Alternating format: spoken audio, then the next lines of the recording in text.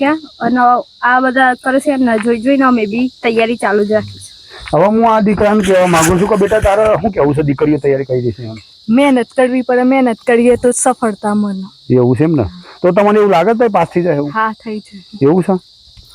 હવે આપણે પહોંચી રહ્યા છીએ હિરલ ભરવાડ જોડે। હવે હિરલ ભરવાડ તારે શું કેવું છે?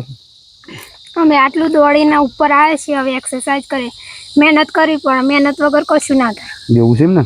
ઘેર બેઠે બેઠે રોટલો ના મળે, ના શેકો પડે તવીમાં। શાબાશ। હવે આપણે ગોસ્વામી પણ પહોંચી ગયા છીએ। ગોસ્વામી શું કેવું તારે? જય હિન્દ। પહેલા તો રનિંગ ને પહેલા હું આવી ત્યારે મને રનિંગ નતું થતું, હવે તો બધાને બાળી જોઈને રનિંગ થઈ જાય છે। Very good.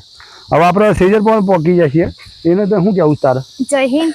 અમે પહેલા આટલી રનિંગ કરી, પણ સર મારું એક ક્વેશ્ચન છે કે જે રનિંગ પૂરી થતા હોય એમાં હિંમત હારી જશે, એના માટે શું કરવું? હા, બહુ જોરદાર સવાલ પૂછ્યો છે કે દોડતા દોડતા છેલ્લે હિંમત હારી જાય છે એનું કારણ એવું હોય છે તમારું આખું શરીર, અમારું પોતાનું શરીર 80 કિલોનું છે જો ભાઈ, પણ આ શરીરને પાવર આયરો આપે છે આપણું જે માઇન્ડ છે।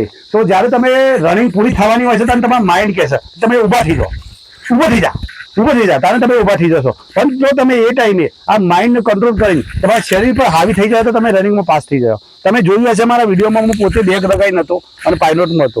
મને એવું થાય છે ઘણી વાર કે ભાઈ આજે હું નહીં દોડું, પણ હું મારા મગજને હાવી કરું છું। હું દરેક જગ્યાએ મારું સૂત્ર આપું છું। હું દરેક જગ્યાએ મારો વિજય થવાનું કારણ આ જ છે કે મને જ્યારે મન એમ કહે કે અમે એ નહીં થાય તો એ જ વસ્તુ કરું છું। જે મને એમ થાય મન કે આ નથી કરવાનું એ જ હું કરું છું, એ માટે હું આગળ વધી રહ્યો છું। તો તમે રનિંગમાં એવું કરજો બેટા કે જેને એમ થાય કે મારે નથી દોડવું તો જીત પકડીને દોડો, જીત રાખો, અને જાનથી તમે જીત પાડવાની રાખે ને તમારા જીવનમાં તો તમારી વિજય ઓટોમેટિક આવવાની થાય। કેમ કે જીત એક એવી વસ્તુ છે જે તમને તમારા મિશન સુધી પહોંચાડે। હવે આપણે કૃષ્ણબા પણ પહોંચી જઈએ છીએ। મને ઘણા છોકરાઓના અને બધાનો કોમેન્ટ આવ્યો કે સાહેબ તમારી જોડે જે બેન આવ્યો છે એ બહુ હિંમતવાળો કહેવાય, કાચની હિંમતે એ કામ કરી રહ્યો છે। 2-3 છોકરીઓ તો એવી કેવું હતું મને કે સાહેબ મારી 50 કિલો જ વજન છે અને તમારાથી જે બેન આવ્યો છે તો બિચારો દોડ્યો, અમે વિડીયોમાં જોયો। તો આપણે કૃષ્ણબાને જ પૂછ્યું તમારે શું કેવું છે?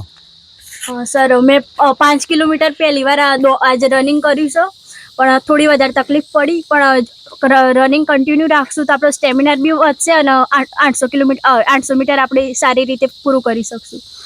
તો ભાઈ જ્યારે તમને કોઈ પણ જગ્યાએ જેટલું દુઃખ અને દર્દ મળે એટલું સુખ વધારે મળે। તો શરીરમાં જેટલી કષ્ટી આવે ને એટલું તમારે વધારે મળે। જો ભગવાને માનવ શરીર બનાવ્યો છે તો આ શરીર અને કાયા પરમાનન્ટ રહેવાની નથી। તમે ક્યારે કરમાઈ જાય ખબર નહીં, તો સમયનો ઉપયોગ કરો અને કોઈના કોમ લાગો। પહેલી વાત તો હું આ વિડીયોના માધ્યમથી આવવાનું કારણ એ છે કે તમે નોકરી કર્યો તો બીજાની મદદ કર્યો। હવે જે રીતના હું આર્મીમાં જો તો હું બીજા છોકરાની મદદ કરીને, હવે હું આર્મીમાં જ ના જો તો આ બધા છોકરા આ દીકરા દીકરીઓને હું કઈ રીતના તૈયાર કરતો હોત। તો મારો સંદેશ એ છે કે તમે ભાઈ દીકરા દીકરીઓ ખૂબ મહેનત કરો અને મા બાપનું નામ રોશન કરો। હવે નવા વિડીયોમાં અમે ફરીથી મળીએ।